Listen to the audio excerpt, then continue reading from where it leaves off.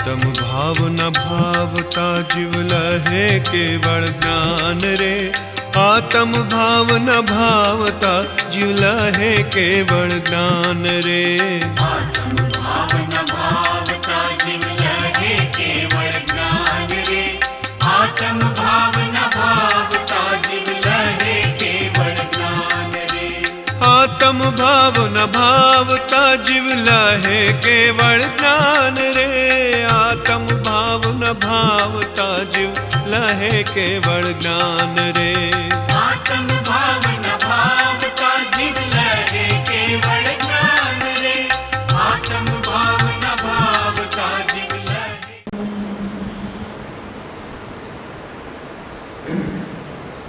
स्वाध्याय श्री आत्मानुशासन सतशास्त्र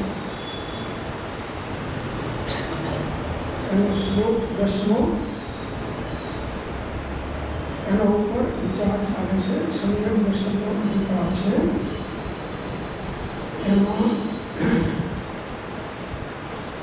સંયમ દર્શનના 5 અતિચાર એના ઉપર આપણે વિચાર ચાલતો હતો। હવે એમાં ત્રીજો અધિકાર છે વિચિકિત્સા। साधुओं के शरीर के विस्तार मल मूत्र कफ नाक का मल चाम हाड़ रागी मांस लोही सर्व अंगों का मल लाड़ इत्यादि मलों को देखकर ग्लानि करना द्रव्य विचिकित्सा है।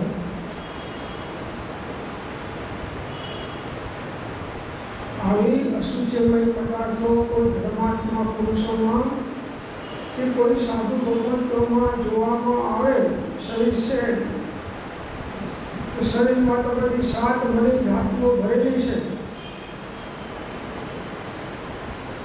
તો એ 7 ધાતુઓને જોઈ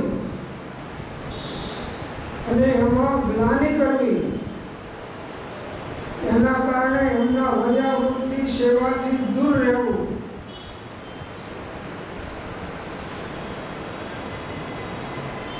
અંદરમાં જુગુપ્સા થાય એ વિચિકિત્સા છે। દુનિયાના પદાર્થો છે, ભૌગોલિક વસ્તુઓ છે, કોઈ સુગંધવાળી છે અને કોઈ દુર્ગંધવાળી છે। તો એમાં સુગંધીવાળી પદાર્થોમાં આપણને રાગ થાય, મોહ થાય અને દુર્ગંધમય પદાર્થો પ્રત્યે આપણને જુગુપ્સા જાગે, ગ્લાનિ થાય, વિચિકિત્સા થાય। તો હજી પૂતગલમાં ઇષ્ટ અનિષ્ટ બુદ્ધિ એની ચડી નથી।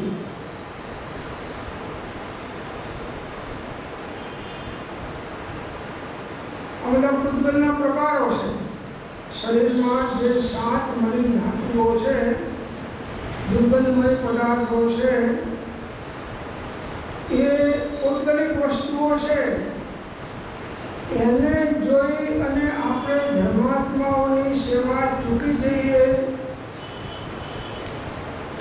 ગ્લાનિ આવે, વિચિકિત્સાના ભાવ થાય તો સમજવું કે હજી આપણી ભૂમિકા સાચી સાધકતાની નથી। જેને સમાધિ વરણ કરવું છે એને ધર્માત્માઓની સેવા કરવી ખૂબ જરૂરી છે। તમને એમ લાગે કે મારે સમાજનો ટાઈમ છે, સ્વાધ્યાયનો ટાઈમ છે, ભક્તિનો ટાઈમ છે, અત્યારે ક્યાં જવું? અને બધાય કામ મૂકીને ભગવતી આરાધનામાં આજ્ઞા આપી છે કે પહેલા આવા ધર્માત્માઓની સેવા કરો। એમાં બધી ભક્તિ આવી જાય છે, સ્વાધ્યાય આવી જાય છે, જ્ઞાની આવી જાય છે, બધી સાધનાઓ અંદરમાં આવી જાય છે।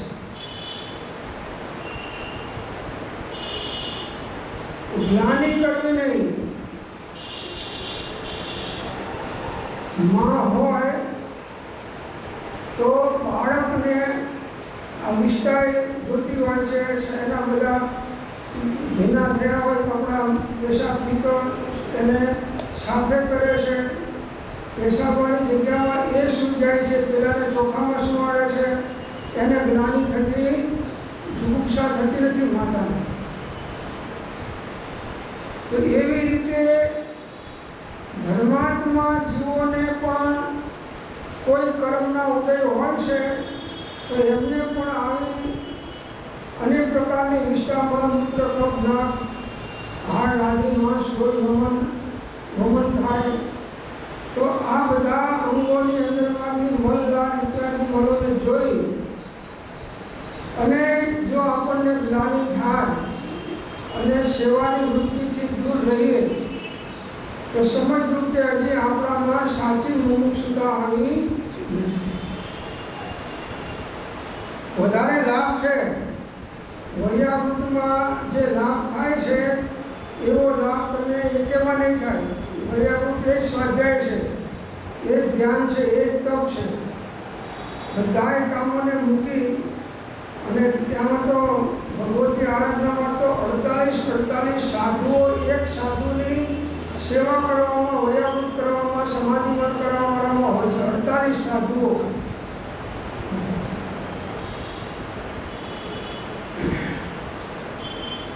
આ વાત મૂળાચારમાં મૂકી છે, મૂળ આરાધનામાં મૂકી છે.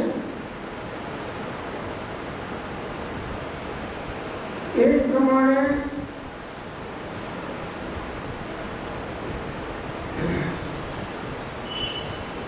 सुधा आदि 22 परिसरों में संक्लेश परिणाम करना भाव विचिकित्सा है.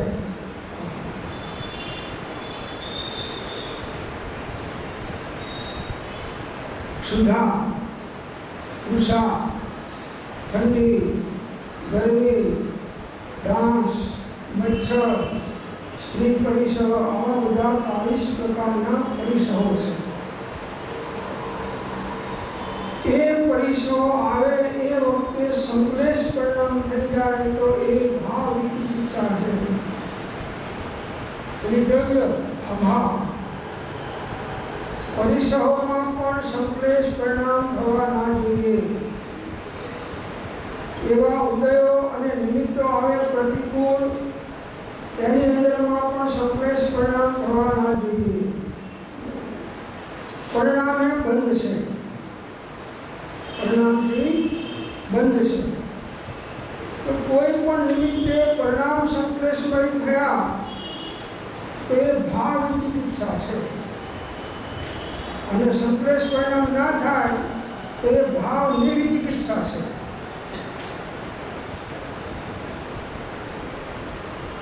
આપણને સહેજ કંઈક ઠંડી પડે, ગરમી પડે,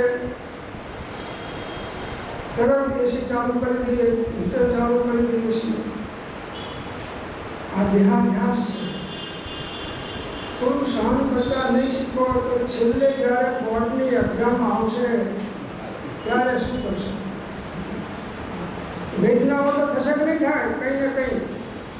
તો એ વેદનાઓની અંદરમાં તમારા પરિણામ નિર્મલ નહીં રહી શકે જો આપ પ્રેક્ટિસ નથી કરી તો.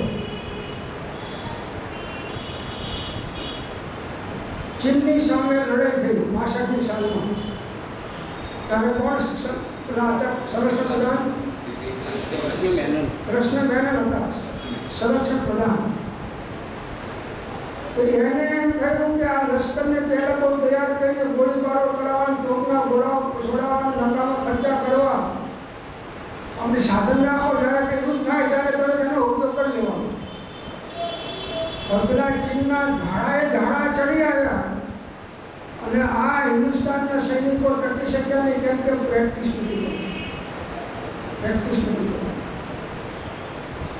એટલે સુખ સાતા સિદ્ધ્યા પરાની અંદરમાં ભાવેલી આત્માની ભાવના એ દુઃખ અને અસાતાના ઉદય આવે છે ત્યારે છૂટી જાય છે અને જીવ આત્મ ધ્યાન, પ્રૌઢ ધ્યાનમય સંક્લેશ પરિણામો કરી શકે છે.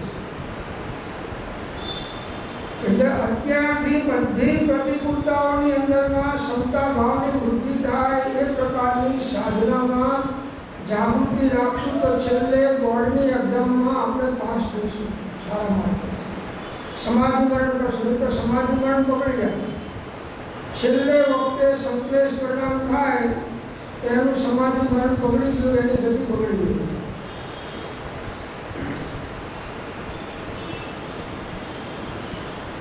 એટલા માટે શ્રાવકોને પણ જ્યારે સમાધિ મરણ કરવું હોય છે ત્યારે કહ્યું છે કે કોઈ એવા ઉત્તમ નિર્યાપક આચાર્ય મુનિઓના સંઘમાં તમે જોઈન થઈ જાઓ, અથવા કોઈ એવા એકાંત સ્થળની અંદરમાં કોઈ સંતો પાસે તમે જઈ જાઓ જેના કારણે તમારું ઘરનું ને બહુનું વાતાવરણ, લાભનું વાતાવરણ તમારું છૂટી જાય.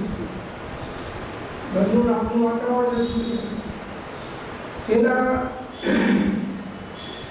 લાભ કરે, મોહ કરે, આને લાભ થાય, મોહ થાય. દીકરાને જોયે કે હવે આ મારી સેવા કરે, હવે તારે મોટો થઈને મારે જવાનું છે. મોહ.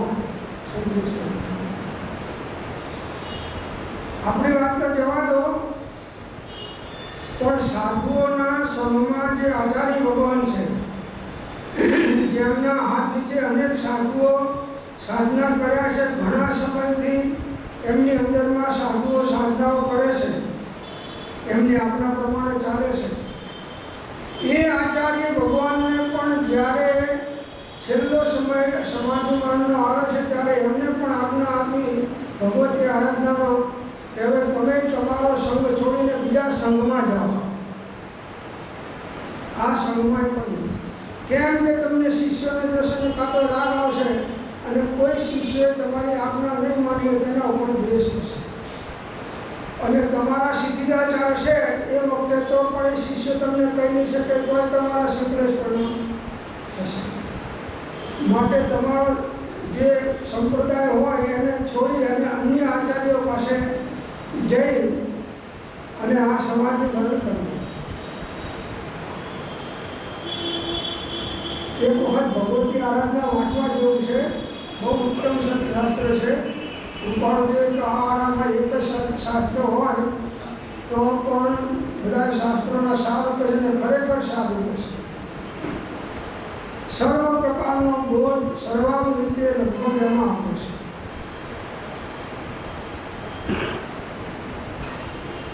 વાંચી અને પરિવર્તન લાવવાનું છે.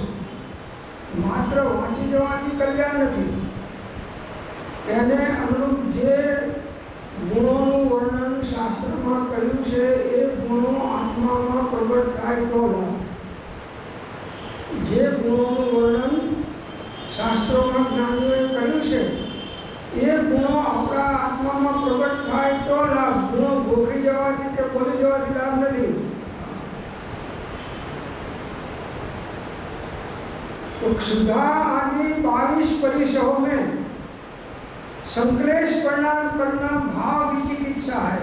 आ सम्यक दृष्टि नो अतिचार 5 अतिचार मानो तीजो अतिचार के गमे तेवा अनुकूल प्रतिकूल परिणाम निमित्तो होय उदयो होय एमा आत्म ज्ञानमय रौद्र ज्ञानमय संक्लेश परिणाम करवा न देवा અને ધર્મ જ્ઞાનમય પરિણામોની અંદરમાં ઉપયોગને ટકાવી રાખવો. આ નિર્ચિકિત્સા ગુણ છે, નાટક વિચિકિત્સા. પછી સમ્યક દ્રષ્ટિનો ચોથો અતિચાર છે અન્ય દ્રષ્ટિ પ્રશંસા. સર્વા સિદ્ધિની ટીકામાં મૂક્યું છે. સર્વા સિદ્ધિ એની ટીકામાં મૂક્યું છે कि मिथ्या दृष्टि के ज्ञान और चारित्र गुणों का मन से उद्भावन करना अन्य दृष्टि प्रशंसा है. જેને આત્મજ્ઞાન નથી એવા મિથ્યા દ્રષ્ટિઓના જ્ઞાન અને ચારિત્ર ભલે બહારમાં ગમે એટલા ઊંચા દેખાતા હોય પણ એ સમ્યક નથી, એ યથાર્થ નથી, અને એની પ્રશંસા કરવી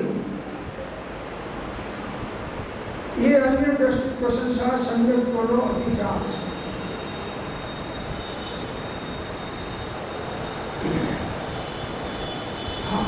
મૂળ ગ્રાહ્ય દ્રષ્ટિ રાખવાની પણ એના ગુણો સમ્યક નથી. હજી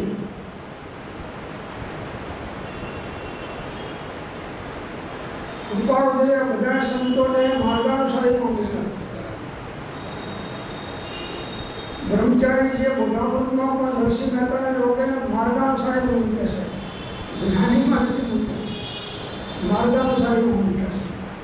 તો એમના પદો ઘણા સરસ છે, ઘણા સારા છે, પણ એ સિદ્ધાંતની અપેક્ષાએ નહીં, સદભાવનાની અપેક્ષાએ ઠીક છે. એમાં બોધ છે એ બોધ ઉપસમ વૈરાગ ભક્તિનો એ આપણે લેવા જેવો છે, સ્વીકારવા જેવો છે.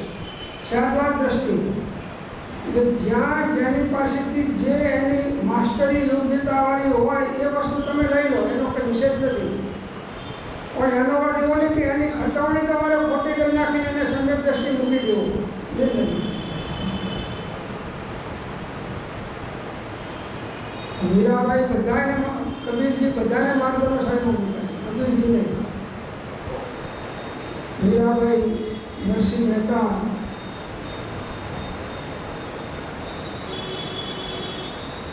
બીજા બધા ઘણા છે. તો એ અન્ય દ્રષ્ટિની પ્રશંસા, એટલે જેને સમ્યક દર્શન નથી થયું કે જે ધર્મમાં તત્વોનો બોધનો વિરોધતા છે એની પ્રશંસા કરવી એ પણ સમ્યકનો અતિચાર છે. એ સર્વા સિદ્ધિની અંદરમાં ટીકામાં મૂક્યું છે कि मिथ्या दृष्टि में जो गुण है या जो गुण नहीं है उन दोनों का सद्भाव बतलाते हुए कथन करना अन्य दृष्टि संस्तव है. मिथ्या दृष्टि में जे गुण है अथवा नहीं ये बन्ने में नहीं आने सद्भाव बताओ અને જે છે सम्यक નથી એને सम्यक बताओ. એ પણ અન્ય દ્રષ્ટિ સંસ્થાઓ જે અન્ય દ્રષ્ટિ પ્રશંસા છે.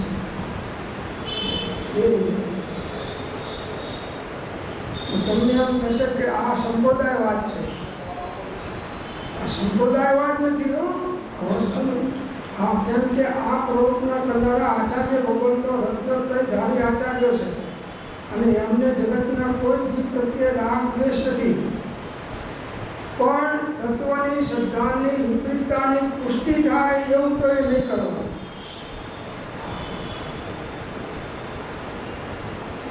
ઉપાધ્ય કહ્યું છે ને 837માં લીધું છે કે અસતદેવ અને સતદેવને એક સરખા માનવા, અસદગુરુ અને સદગુરુને એક સરખા માનવા, અસદ ધર્મને અને સદધર્મને એક સરખા ગણવા, આ બધી કે છે મૂળતા છે. મૂળતા છે.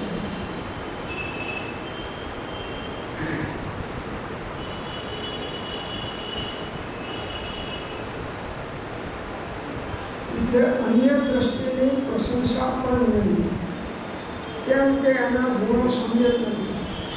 ભલે બહારમાં ગમે એટલા હોય તો પણ એનામાં સમ્યક પણ નથી અને બોધમાં યથાર્થ પણ નથી, કેમ કે નવ તત્વની યથાશ્રદ્ધા ત્યાં છે નહીં. એટલે એમાં પણ વિપરીત પણ આવશે. કાં તો કહેશે કે આત્મા એક છે, કાં તો કહેશે કે આત્મા નિત્ય જ છે, કાં તો કહેશે આત્મા અનિત્ય જ છે, કાં તો કહેશે ભગવાન જગતનો કર્તા છે, ભગવાન હરતા છે, ભગવાનની ઈચ્છા વગર પામવું પણ હલતું નથી. આવી અનેક પ્રકારની તત્વની શ્રદ્ધાની વિપરીતતા આવવાની.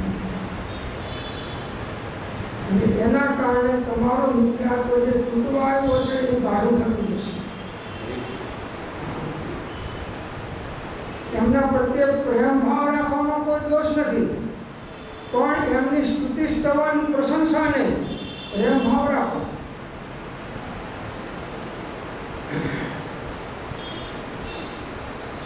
હવે સમ્યક દર્શનમાં 25 દોષ, આ 5 અતિચાર આવી ગયા.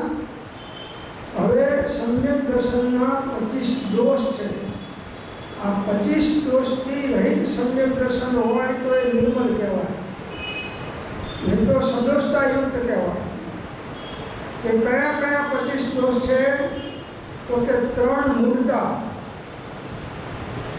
પછી 6 અનાયતન, કેટલા થયા? 9. પછી શંકા આદિ 8 દોષ,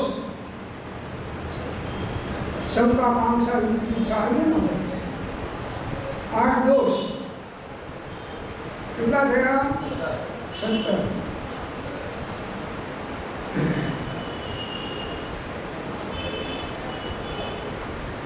પણ મુદ્દા 8 મત, કેટલા થયા? 8 મત.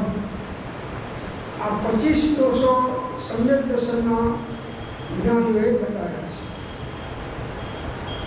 હવે એમાં 3 મૂર્તા, મૂર્તા કોને કહે છે એ બતાવે છે.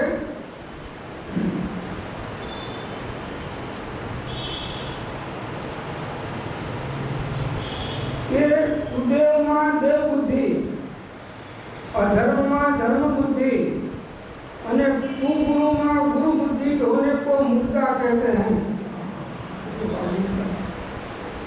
उदेव એટલે જે વિતરાગ સર્વજ્ઞ અરિહંત કેવળજ્ઞાની ભગવાન નથી અને એને સતદેવ બીજાને માનવા એ સિવાય કે અમને તો આ દેવ અમે તો માનીએ, અમે બાધા આમની રાખીએ, પદ્માવતીની કે ગંગાકરની કે અંબાજી માતાની કે મહાકાળી માતાની કે અશ્વધ્યાની, કોઈ શંકરને માને, કોઈ પ્રગમને માને, કોઈ શિવને માને, કોઈ બ્રહ્માને માને, કોઈ વિષ્ણુને માને. બધી મૂર્તાઓ દેવ મૂર્તાઓ છે.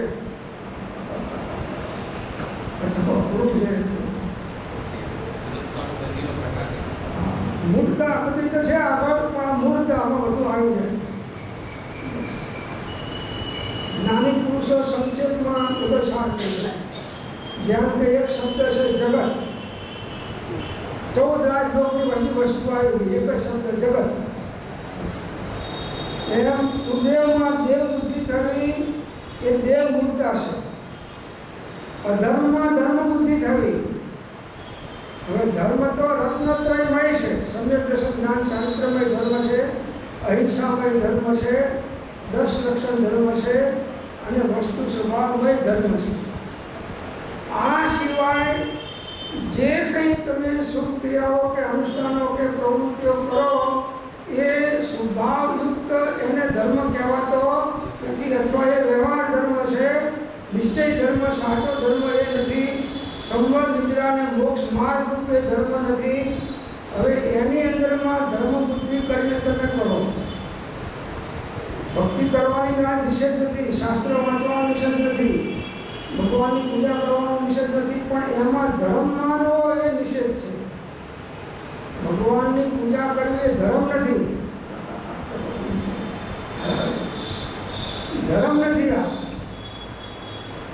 આશ્રમ છે, પુણ્યાશ્રમ છે. એટલે પુણ્યાશ્રમમાં ધર્મ માનવો એ અધર્મમાં ધર્મ બુદ્ધિ છે. અને કુગુરુમાં ગુરુ બુદ્ધિ હોને को मूर्ता कहते हैं. જેને આત્મજ્ઞાન નથી, બધાય કુગુરુઓ છે, સદગુરુઓ નથી. હવે આત્મજ્ઞાની પુરુષો સાધુ અવસ્થામાં તો આમના વેદમાં 1-2-3 ભણાયેલા હોય તો હોય એવો આત્મા છે, અને સાવકોમાં પણ એવી સ્થિતિ છે. હવે એને ગુરુ તરીકે સ્થાપવા, માનવા, એમની આજ્ઞામાં ચાલવું અને બીજા સાચા હોય એનો અનાદર કરવો. તો એમ થવાનું. હા, પક્ષાપક્ષ ને ગ્રુપ હોય, ગ્રુપ થાય એટલે એ જેને માને એનો આદર કરે અને ના માનતો હોય એનો અનાદર કરે. આ મૂર્તા છે. આ કાળના જુઓ પંચમ કાળ છે, ધીપ ઉદાસન કાળ છે.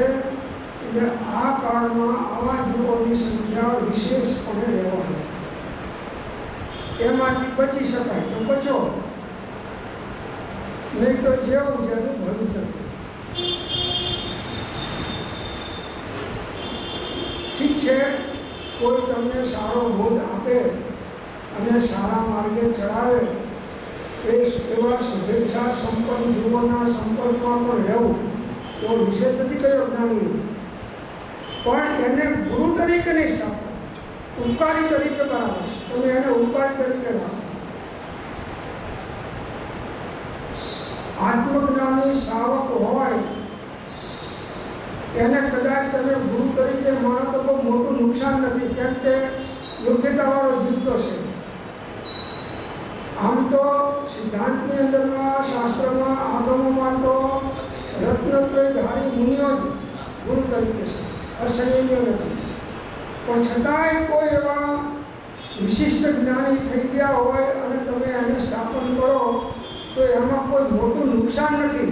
ભલે થોડું ઉલ્લંઘન છે આજ્ઞાનું, પણ મોટું નુકસાન નથી, કેમ કે આત્મજ્ઞાની તો છે. એ સિવાય આત્મજ્ઞાની ના હોય અને બહારમાં ભલે મહાવર સમિતિ વૃત્તિનું પાલન કરતા હોય, મૂળનું પાલન કરતા હોય, એમાં ગુરુ બુદ્ધિ કરવી એ પણ મૂળતા છે. એમાં ગુરુ બુદ્ધિ નથી. એમને આહાર પાણી આપો, એમની સેવા કરો, એ વાંધો નહીં. એમને અનુકૂળ થઈને મળતો એ વાંધો નહીં, પણ એમને ગુરુ તરીકે સ્થપાય નહીં. આ મૂળતા છે. બીજા મૂળતાના ભેદ 3 બીજા બતાવ્યા છે દ્રવ્ય સંગ્રહની ટીકામાં, કે દેવ મૂળતા, લોક મૂળતા અને સમય મૂળતા કે ભેદ છે. મૂળતા 3 प्रकार की है. આ બીજી 3 પ્રકારની. દેવ મૂળતા સામાન્ય છે, આમ તો બધી એક ભેદ છે, પણ જુદા જુદા પ્રકારોથી કથન છે. તો એ બતાવે છે કે આ 3 મૂળતા, દેવ મૂળતા, લોક મૂળતા અને સમય મૂળતા, એના લક્ષણો બતાવે છે. रत्नकर्ण सावकाचार्य लिखू है कि आशावान होता हुआ वरदान की इच्छा करके, आशावान कि हमने हूँ मानु छू तो आ देव मारू के छोकरा ने पास करशे, अमरा घर में कंकास थयो छे तो एना निमित्ते बधु एक गंडाकरનું જરા ઢુકડી ચડાયો અને અહીં આગળ અમારું બધું એક ગેટ થઈ જાય, અથવા અમારા ઘરવાળાનું કે દીકરાનું કે કુટુંબીજનોનું ઓપરેશન છે અને એ ઓપરેશન સારું થઈ જાય એમને કંઈ વાંધો આવે નહીં, એના માટે ઘંટાકરની માનતા માનવી, પદ્માવતીની માનતા માનવી, આ બધી મૂળતાઓ છે.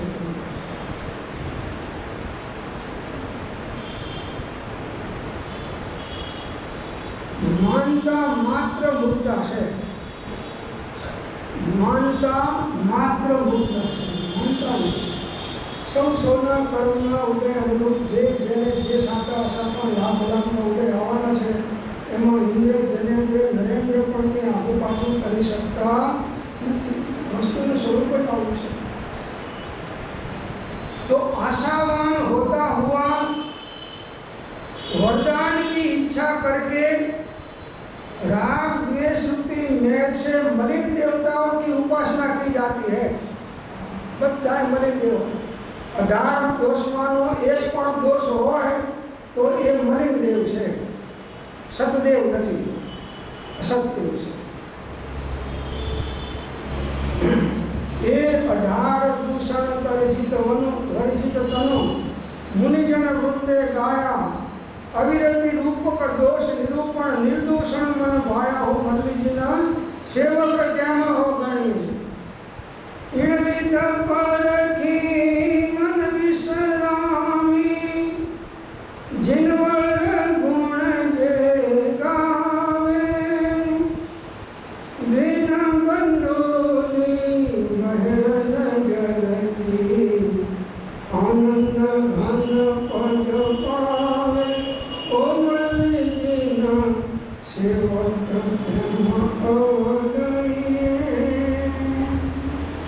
तो आवा 18 दोषથી રહિત સતદેવ હોય છે. 18 દોષમાંનો એક પણ દોષ હોય તો એ સતદેવના ખાનામાં આવે નહીં.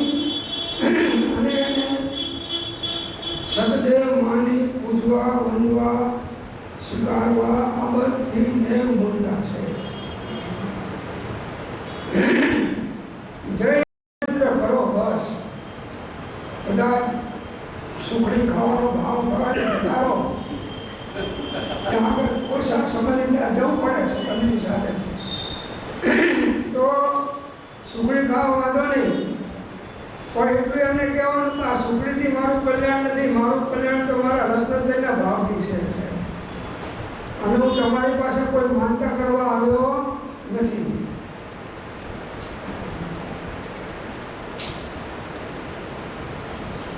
તો આવા મલિન દેવતાઓની ઉપાસના કરવામાં આવે તેનું નામ દેવ મૂળતા છે. દ્રવ્ય સંગ્રહની ટીકામાં લીધું છે कि वितराग सर्वज्ञ देव के स्वरूप को न जानता हुआ जो व्यक्ति ख्याति, सम्मान, लाभ, रूप, लावण्य, सौभाग्य, पुत्र, स्त्री, राज्य आदि संपदा प्राप्त होने के लिए राग द्वेष युक्त आर्त रौद्र ध्यान रूप परिणामों वाले क्षेत्रपाल, चंडिका आदि मिथ्या दृष्टि देवों की आराधना करता है, उसको देव मुक्ता कहते हैं. स्पष्ट मुक्ति. वितराग सर्वज्ञ भगवान तीर्थंकर केवलदानी परमात्माનું સ્વરૂપ જે જાણતા સાચું નથી એવા વ્યક્તિઓ પોતાની ખ્યાતિ વધે, પોતાનું સન્માન થાય,